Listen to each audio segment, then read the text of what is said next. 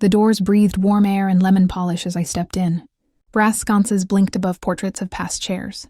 A scratched jukebox in the lobby murmured a 70s ballad through one good speaker. The notes tinny but kind.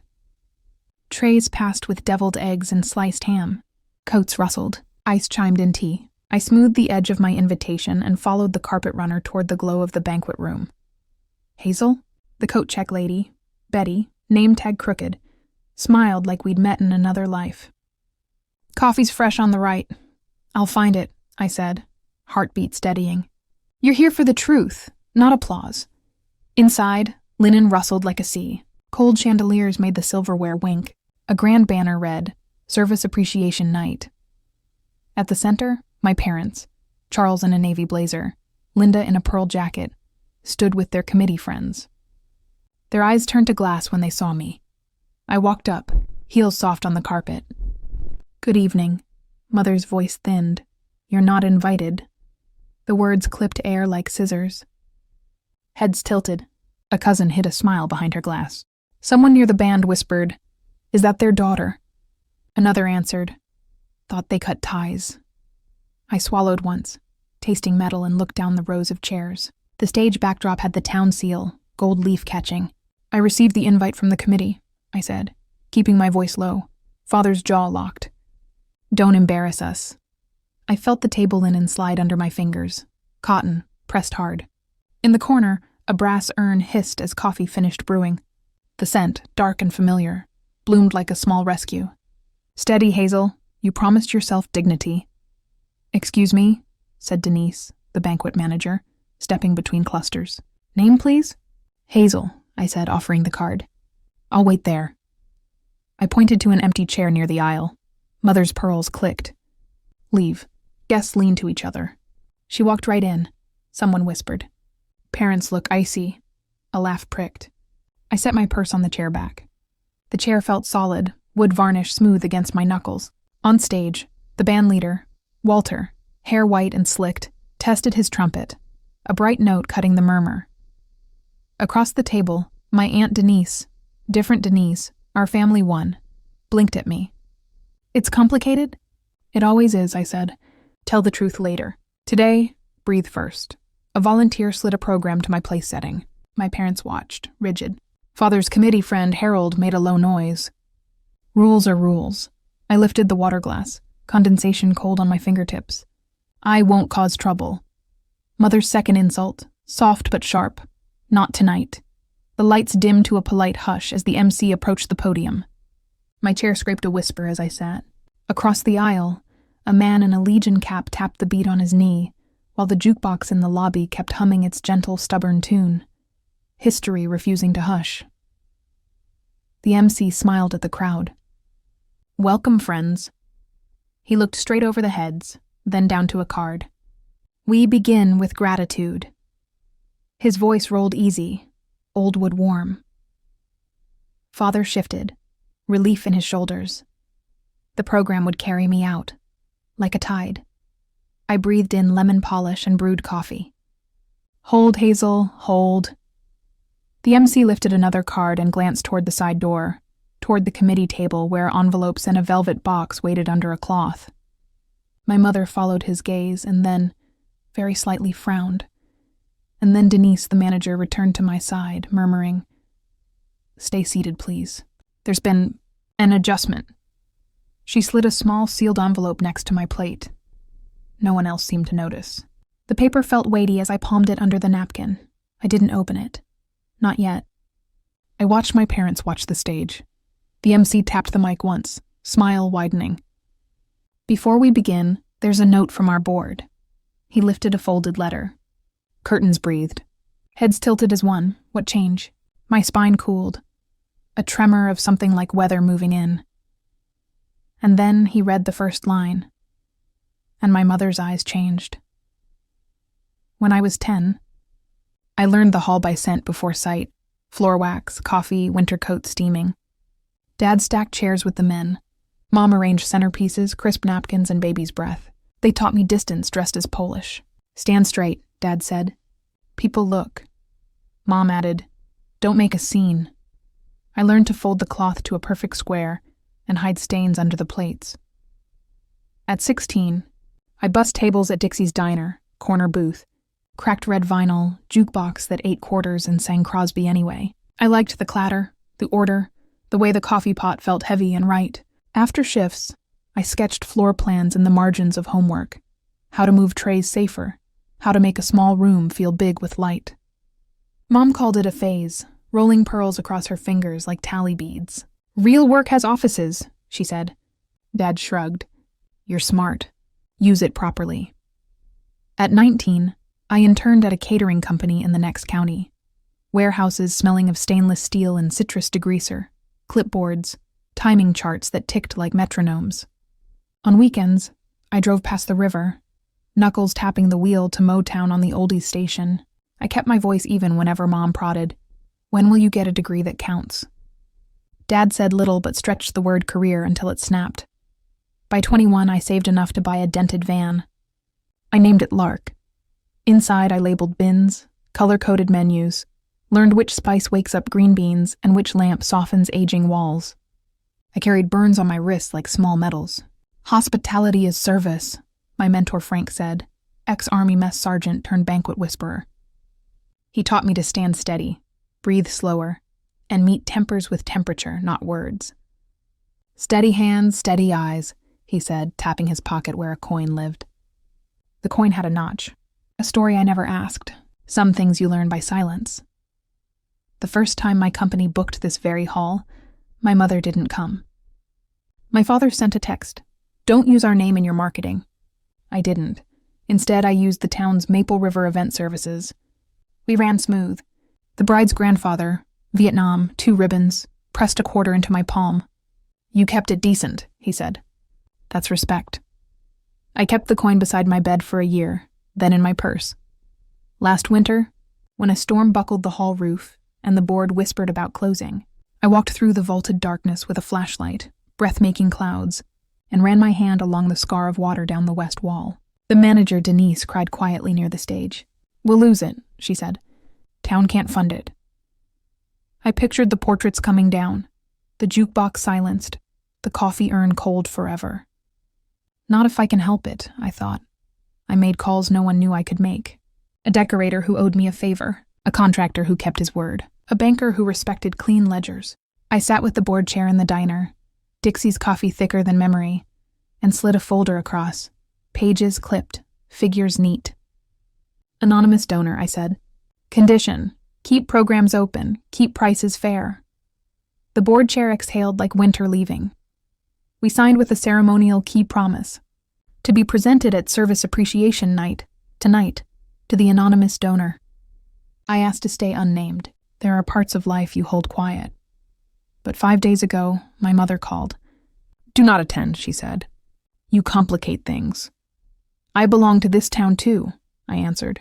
You chose trays, she said. We chose stature. The dial tone felt like a door sliding. Now inside the banquet, the emcee lifted the board's letter. I tasted fear and mint, the kind you keep in your clutch for nerves. If they name me, it's done, I thought. If they don't, I still know. The envelope near my plate warmed under my palm, thick as certainty. Tonight, the emcee read, voice steady. We honor a contribution that saved our hall. He paused, letting the words breathe. Mother's pearl hand hovered, a bird not sure to land. Father's jaw flexed once. By request, the donor has remained anonymous, the emcee continued, then smiled. Until now, at the board's request, and with the donor's written consent delivered this afternoon. My chest went still. Consent? I slid the envelope open, paper whispering, and there it was, my signature, below a single sentence. You may use my name tonight. I traced the ink. The second page held a post-it. You earned this. F. Frank's blocky letters. I looked up as the emcee turned his card. My mother's face smoothed to nothing. Please rise, the emcee said. Chairs scraped obediently. The band eased into a soft brass swell. A plate clinked like a small bell. The emcee lifted a velvet box from the table and the room's breath drew in. Maple River is still open because of a gift, he said. One that carries no speech, no plaque demand, only a promise to keep doors open to ordinary people. He glanced toward the aisle where I stood. Hazel, gasps bounced around like marbles. A cousin whispered, "It's her?" Someone else laughed under breath. Not kind. I felt the air cool on my arms. The lemon polish smell sharpened as if the wood itself listened. Mother stepped forward 2 inches, smile pasted, voice sugar on glass. "There has been a mistake." The emcee paused. "Ma'am?" "Not tonight," she said. "This is about the board, not personal stunts." I lifted my chin a little. "I asked to remain anonymous." Father faced the emcee. "She is causing a disturbance." "I'm seated, Dad," I said. My voice stayed level. Temperature, not words. Denise, the manager, stood behind me like a quiet post. She was invited. Mother's eyes flickered. "Not by us." The emcee looked from face to face, reading the room like a chart. "We will proceed," he said gently. He nodded at Walter, who signaled the band to hush. The jukebox in the lobby kept its stubborn chorus, half a line of a Motown hook that made 3 old men smile despite themselves. I stepped into the aisle, the carpet plush under my heels, and felt the quarter coin in my purse shift against the lining, its notch catching thread. "Steady hands, steady eyes," Frank always said. The velvet box gleamed in the emcee's hand, but beside it, covered by a cloth, was the longer shape we'd discussed months ago, the ceremonial key. The metal teeth curved like a promise. Aunt Denise's voice floated from our table. "Hazel always worked." Harold answered soft disdain. "Work is not stature." Somewhere to my left, a child's chair squeaked. An old man cleared his throat like an engine turning. I caught the warm smell of dinner rolls as a server passed, the butter shine promising comfort. "Please," I whispered to Denise, "no fuss." Mother's hand found Father's sleeve, a grip that said so many years. "Don't," she breathed. The second insult already spent. She had none left that fit the rules, only the old reflex to control the picture. The emcee lifted the letter. "The board thanks Ms. Hazel." "Hold," Father said, stepping forward, voice loud enough that napkins paused in midair. His blazer creaked. "This event honors the board, not this." He didn't finish the sentence. He didn't say me. He let this carry me like a package left outside. I turned to the room. The portraits watched from the walls, the gold leaf tenderly bright. I felt the sweat cool on my palm where it held the envelope. The paper's tooth pressed a memory into my skin. I asked them not to use my name, I said to no one in particular and to everyone. But the hall matters. Walter's trumpet mouthpiece clicked softly. The old men in Legion caps straightened as if a roll call approached. The emcee looked to Denise, who gave the smallest nod. The room's temperature shifted, less tight, more curious. Mother's whisper slipped knife-thin. "You will make us small." I caught my reflection in the water glass, cheeks steady, eyes older than 26.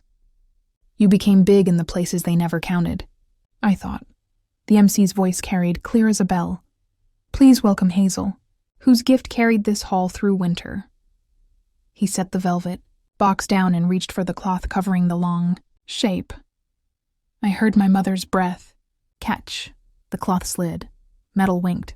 And the key to the hall, heavy, ceremonial, engraved, caught the light like morning on a river. The emcee lifted the key with both hands. It was longer than a forearm, old-fashioned teeth and a round head engraved Maple River Hall, with gratitude. The room tilted toward it, bodies angling, curiosity cresting into hush. Even the jukebox seemed to pause between tracks, as if the machine had manners. He nodded me forward. My shoes whispered on the carpet. The air smelled of starch and buttered potatoes. The stage lights warmed my face. A gentle, theatrical sun. I didn't look at my parents yet. I looked at the portraits lining the back, found the one of Mr. Branson, who used to sneak me extra peppermints at 10 and taught me to fold flags without letting silk kiss the floor. "Hazel," the emcee said, voice dropping into something like respect you don't rehearse, for keeping this space open for the ceremonies that knit a town together. I took the key. It was colder than I expected, the weight impossibly honest. It pressed a groove into my palm that felt like lineage. Not inherited money, not borrowed status, but the simple gravity of making something stand. I didn't give a speech. I kept it brief. "I grew up on this floor wax," I said. A ripple of small laughter. I learned to refill the coffee urn without scalding anyone. A soft chuckle from the back.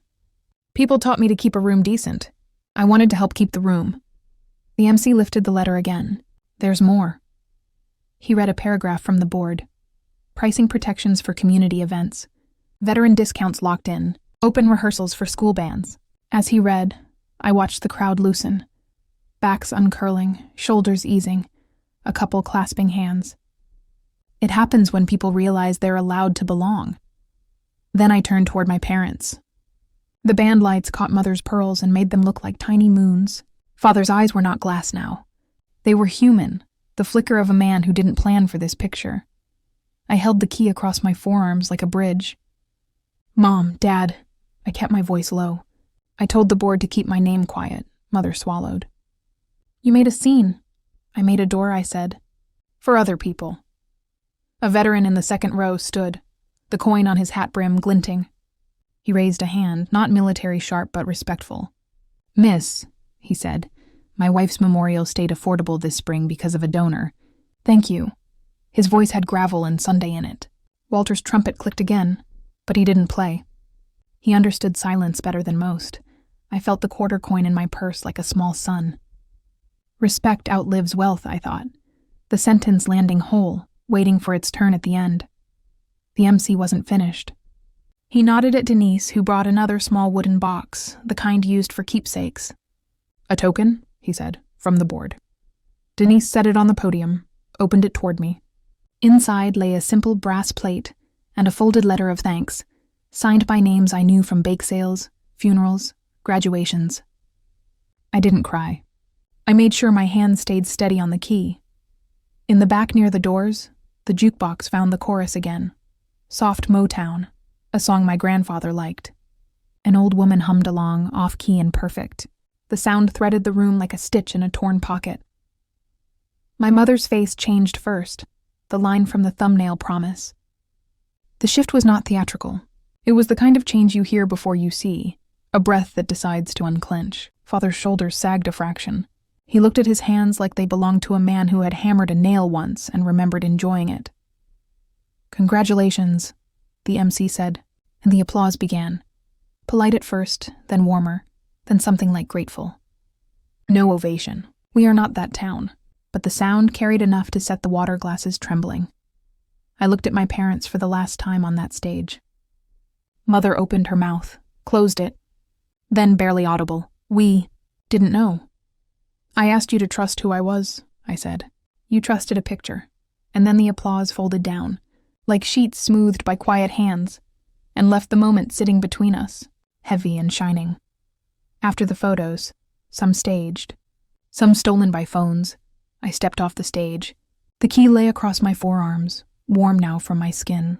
Less ceremonial, and more like something you could actually open a door with if you found the right lock. Denise guided me toward a side table where coffee waited. She set a mug in front of me, white diner style, thick lip, heat steady. On the house, she said. For all the houses you kept open. I wrapped both hands around the mug. The ceramic warmed my fingers, pulling back the cold that applause leaves. The smell of coffee threaded the butter and polish until it felt like a whole memory. Steady hands, steady eyes. I could hear Frank's voice, see his pocket coin, feel the old burns smoothing into skin. Father approached first, alone, the knot in his tie slightly off-center, now that the evening had found its true center. He looked exactly like a man who would rather rebuild a fence than apologize in public, but would do the second if asked kindly. Hazel, he said. Yes, Dad. We were wrong. The words landed heavy, unadorned. Thank you, I said. Please don't make this moment about us. Make it about the hall. He nodded once, eyes on the floor, then on the portraits, then back to me. You kept something standing. Lots of us did, I said. I just paid the roofer. Mother arrived 2 steps later, pearls pressed between finger and thumb like a rosary without a prayer. She looked at the key the way people look at bridges, as something improbable that works anyway. We taught you polish, she said. You taught me to care how rooms feel, I answered. I used it. She touched the brass plate in the little box once, featherlight. I said ugly things. You used 7 words, I said. Only 2 were truly ugly. Her mouth twitched, something like a rueful smile aborted. "We thought you'd come here to show off." "I came here to disappear," I said. The board had other plans. From the far table, the veteran in the cap raised his cup. I returned the gesture with my mug. In the kitchen pass, a server rang the bell, and a cloud of yeast and butter rolled out as dinner rolls refreshed. The band eased into a softer tune. No solos, just a melody you could walk to if you had somewhere forgiving to go. Aunt Denise, our family one, arrived with a napkin-wrapped bundle. "For you," she said. Inside lay the old quarter Mr. Branson gave me, the notch I'd once worried smooth.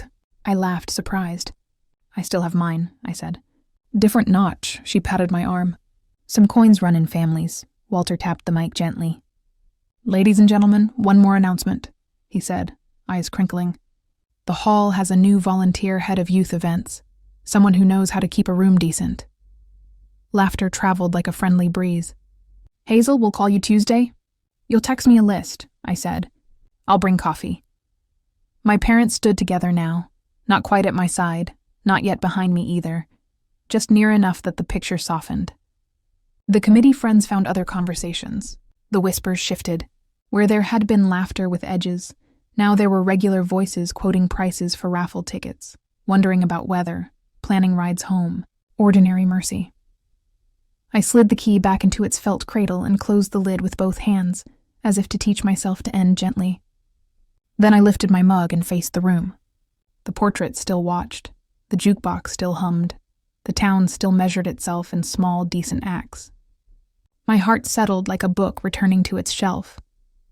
When I turned to go, Mother reached, not to stop me, just to touch my sleeve. "Will you join us for coffee after?" "Tonight I promised the dishwasher crew a tip and a story," I said. "Another time." She nodded, eyes wet but not breaking. Father cleared his throat, then, quiet as a man fixing a hinge, said, "Proud of the door you made." I walked toward the service hallway where the air runs cooler and truth often lives. The ceramic warmed my palm, the steam fogging my lip for a second. At the threshold I glanced back once, not for permission, not for applause, just to honor a room that would keep holding people through marriages and homecomings and last goodbyes. Dignity never ages. The band carried the last chord like a held breath, then let it go.